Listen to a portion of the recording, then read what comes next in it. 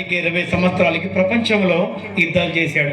మన భారతదేశానికి కూడా వచ్చాడు. అది 17 సంవత్సరాల కిందట, 1700 సంవత్సరాల కిందట. అలెగ్జాండర్ అంటే ప్రపంచ చరిత్రలో నంబర్ 1 యుద్ధవీరుడు. చివరికిన ఎట్లా చచ్చిపోయినాడు కదా, ఇక్కడ దోమ వాళ్ళతో చూడి ఆ దోమ కొరికితే చచ్చిపోయింది. దేవుని స్తోత్రం. గట్టి చెప్పండి హల్లెలూయా. ఎంత పెద్ద చక్రవర్తులైనా దేవుడు ఊదితే వాడిపోతారు. హల్లెలూయా హల్లెలూయా. అందుకొరకే నువ్వేమని ప్రార్థన చేయాలి నాయనా? నేను గడ్డై ఉన్నాను, నేను పోయి ఉన్నాను, నా దినాలు యుద్ధ దినాలు, నా దినాలు కోడి దినాలు. నేను ఎన్ని రోజులు భూమి మీద బ్రతుకుతానో నీకు ఇష్టానుసారంగా నా పిల్లలు నేను బ్రతుకుతాను. ప్రభువా, కుడికినమో తొట్టిల్లకుండగా నా గడ్డి ఎప్పుడు ఎండిపోతుందో ఎప్పుడు రాలిపోతుందో ఆ దినాలు రాకమనిపై నేను సంత రక్షకుడిగా అంగీకరించి జీవిస్తానయ్యా. పొరపాటు క్షమించమని దేవుని అడుగు, నేను దేవుడు స్థిరపరుస్తాడు. హల్లెలూయా హల్లెలూయా.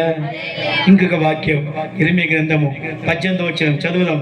ఇర్మీయా గ్రంథం 18వ 1వ వచనం. ఇర్మీయా గ్రంథం 18వ అధ్యాయం 1వ వచనం. యెహోవా యుద్ధ నుండి ఇర్మీయాకు ప్రత్యక్షమైన వాక్కు, నీవు లేచి కుమ్మరి ఇంటికి పొమ్ము, కుమ్మరి ఇంటి కాటికి వెళ్ళు, అక్కడ నా మాటలు నీకు తెలియజేస్తాను. కుమ్మరింటి కాటికి వెళ్ళు, నా మాటలు తెలియజేస్తాను ఇర్మీయానికి. నేను కుమ్మరికి ఇంటికి వెళ్ళగా, కుమ్మరి ఇంటికి నేను వెళ్ళగా, వాడు తన సార మీద పని చేస్తున్నాడు కుమ్మరి. ఆయన కుమ్మరి జిగట మట్టితో చేయుచున్న కుండ వాని చేతిలో విడిపోగా ఆ జిగట మన్ను మరలా తీసుకొని కుమ్మరి తనకు యుక్తమైనట్టుగా దానితో మరి ఒక కుండను చేశాను. అతడు యెహోవా వాక్కు నాకు ప్రత్యక్షమై ఇలాగ సెలవిచ్చెను, ఇశ్రాయేలు వారులారా, ఈ కుమ్మరి మంటికి చేసినట్లు, కుమ్మరి కుండని చేసినట్టుగా నేను మీకు చెయ్యలేనా? హల్లెలూయా. ఎట్టి చెప్పండి హల్లెలూయా హల్లెలూయా. ఒక కుండ కుమ్మరి చేస్తున్నప్పుడు, దాన్ని రూపం చేస్తున్నప్పుడు ఎన్నోసార్లు పడిపోయాడు. దాని పైన దాని రూపం చేస్తున్నప్పుడు పడిపోయాడు. దాన్ని కలర్ చేసినప్పుడు పడిపోయారు. కుమ్మరికి ఇష్టం గనక కుండ చేయాలని ఎంత ఇసుకొచ్చినా, ఎంత బాధపడిన ఇష్టం గనక దాని రూపం తెచ్చి దానికి ఒక కుండ చేసేంత వరకు దాన్ని చేస్తూనే వచ్చాడు. కుమ్మరి ఎలాగ కుండను చేశాడు ఇష్టం కొద్దీ, నేను కూడా నిన్ను జిగట మట్టితోనే చేశాను. హల్లెలూయా. కుమ్మరి చేతిలో కొండ ఉన్నట్టుగా నా చేతిలో మీరున్నారు. గట్టిగా చెప్పండి హల్లెలూయా. అందుకొరకు యేసయ్య గారు ఏమని రాశాడు? అయ్యా, నా ఏళ్ళని చేసేటప్పుడు ఎన్నిసార్లు పడిపోయాను, నా కళ్ళను చేసేటప్పుడు నేను ఎన్నిసార్లు పడిపోయాను, నా కాళ్ళని చేసేటప్పుడు నేను ఎన్నిసార్లు పడిపోయాను. నీకు ఇసుకొచ్చి పడేసింటే అక్కడ పడేసింటే నేను మనిషిని కాదు కదా, నీకు ఇష్టము గనక నన్ను చేశావు. హల్లెలూయా హల్లెలూయా. ఏమన్నాడు యేసయ్య?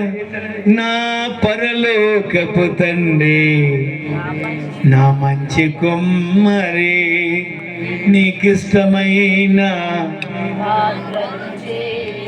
నన్ను విసిరేయక. అంత దేవుడు అంటున్నాడు జెరెమియా, కుమ్మరి చేతిలో కుండ ఉన్నట్టుగా కుమ్మరి ఎలాగ కుండని చేశాడో అలాగని మిమ్మల్ని చేశాను. కుండ పలిగిపోయినట్టుగా మీరు కూడా ఎప్పుడు పలిగిపోతారో తెలియదు. కుమ్మరి చేతిలో కుండ ఉన్నట్టుగా నా చేతులు మీరు ఉన్నారు. మీరు కేవలం కుండ లాంటి వాళ్ళే. హల్లెలూయా హల్లెలూయా. ఇక్కడేమో గడ్డి లాంటి వాళ్ళు అన్నాడు, ఇక్కడేమో పువ్వు లాంటి వాళ్ళు అన్నాడు, ఇక్కడేమన్నాడు కుండ లాంటి వాళ్ళు అన్నారు. అందుకొరికి ప్రతి దైవజనులు దానికి సత్యం ఉంది కనుక రాశారు. ప్రతి దైవజనులు ఎందుకు రాశారు? ఇంకొక వాక్యం యేసయ్య గ్రంథము 40వ అధ్యాయము 15వ వచనం చదువు. ఇంకొక ఏమని చెప్పాడు అక్కడ దేవుడు మన గురించి? జనములు చేద నుండి జారు బిందువుల వంటివి, జనులు త్రాసమీంది, జనులందరూ త్రాసు మీద ధూళి వంటి వారు. ఎటువంటి వాళ్ళంటమ్మా? ధూళి స్తంభ గాలికి వస్తే ఎగిరిపోతది. దేవుడు చెప్తున్నాడు, యేసయ్య ప్రవక్త, జనులందరూ త్రాసు మీద ధూళి లాంటి వాళ్ళు. ఎప్పుడు ఎగిరిపోతుందో, ఎప్పుడు ఎప్పుడు ఎలాగ కళ్ళ కనపడకుండా మరుగైపోతుందో తెలియదు. మీరు ధూళి లాంటి వాళ్ళు. హల్లెలూయా, హల్లెలూయా. యేసయ్య గ్రంథంలో ఆ కీర్తన గ్రంథం 1:4 దేవుడు అంటాడు, దుష్టులు పొట్టి లాంటి వాళ్ళు. చదువు మొదలు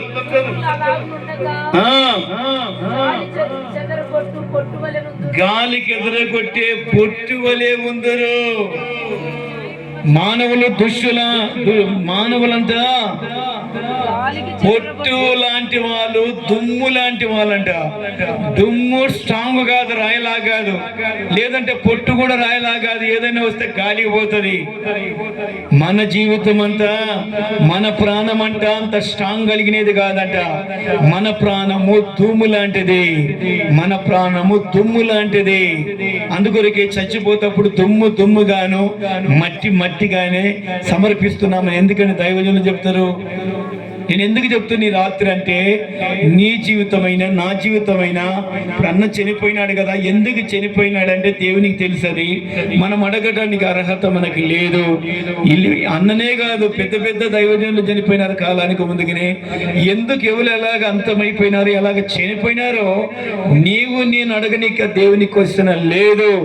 మనం సహించాలా, తగ్గించుకోవాలి. ఏదైనా పొరపాటు క్షమించిన ఆయన ప్రభు కాడని మనం అడగాలి, కానీ అడిగే క్వశ్చన్ మన కాడ లేదు. హల్లెలూయా, హల్లెలూయా.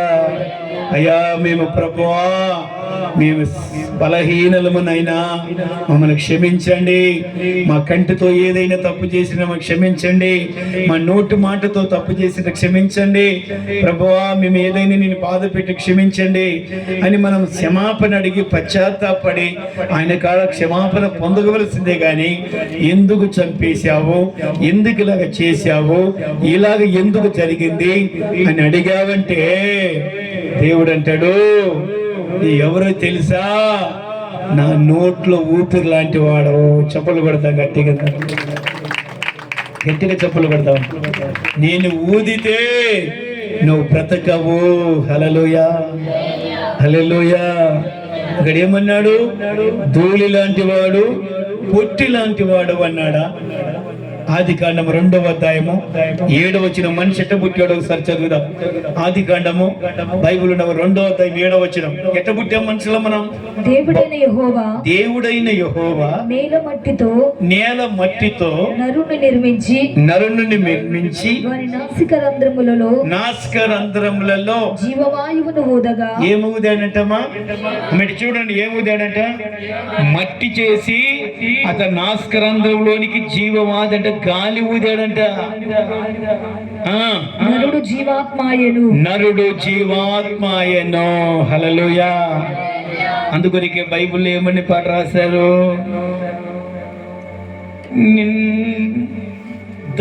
దయగలైన సామాన్య పాటలు ఏమనని, నేల మట్టి తీసి నీ జీవము పోసావయ్యా, జీవాత్మగా మార్చావయ్యా. నీ ఊపిరి సృష్టికందము, మా కాపరియే నిత్య జీవము. నీ ఊపిరి సృష్టికందము.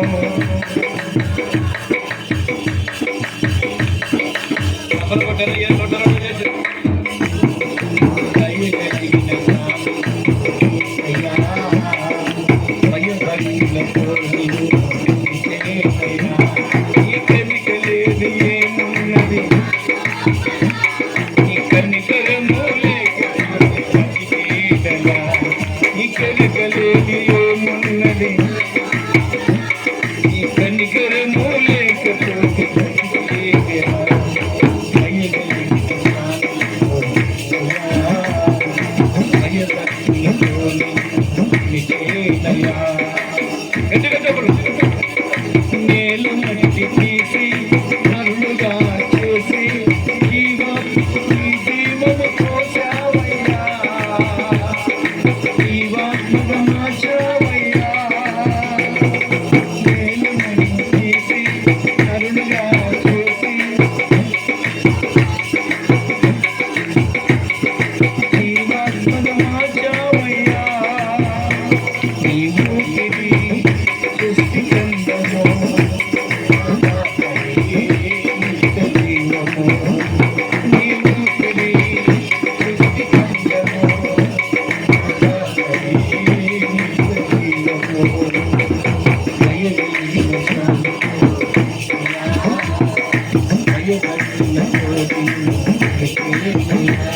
ఈ కదికలేమి ఏమున్నది నా లోపల, ఈ కనికరము ఈ కదికలేమి ఏమున్నది నా లోపల.